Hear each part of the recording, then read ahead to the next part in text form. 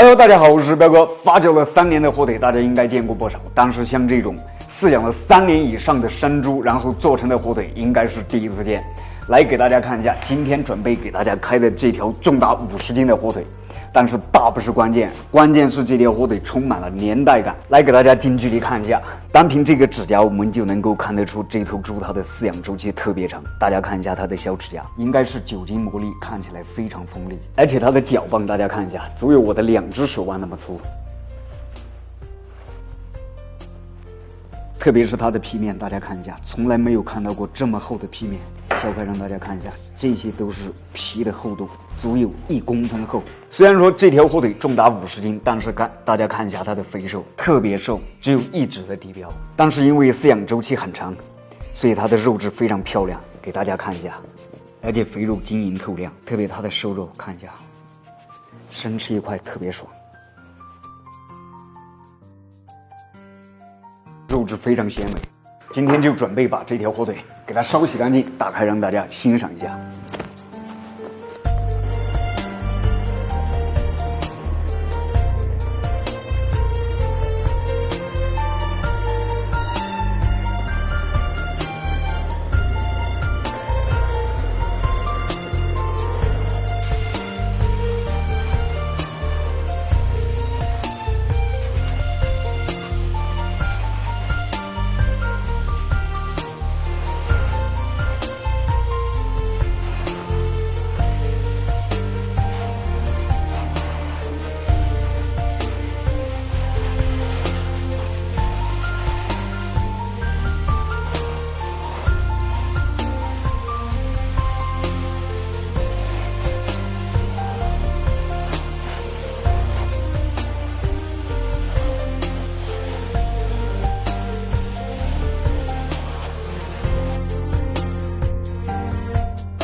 现在经常听到有人在感慨，猪肉没有小时候的香了。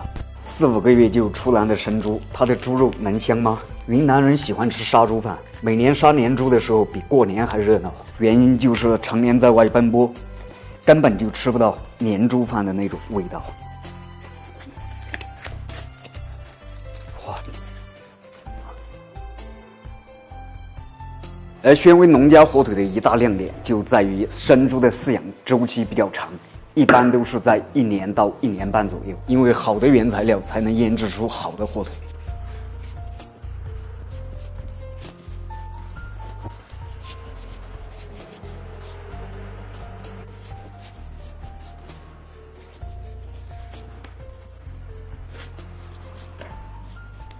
但是像这种饲养周期在3年左右的，我也是第一次见到。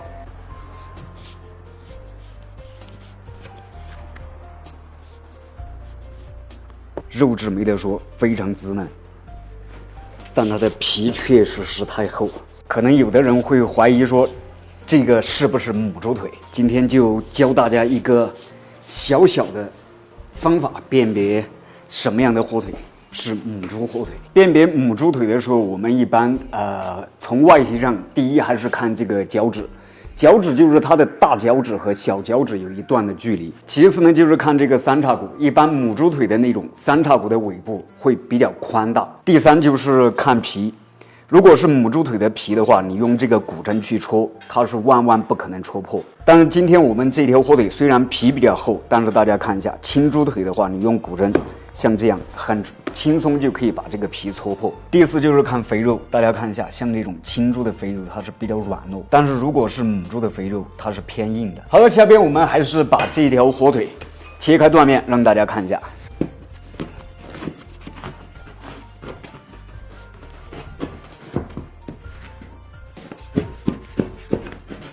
切开断面以后，肉质特别滋嫩，非常漂亮。虽然说皮比较厚，但是大家看到我们刚才在切的时候还是非常轻松。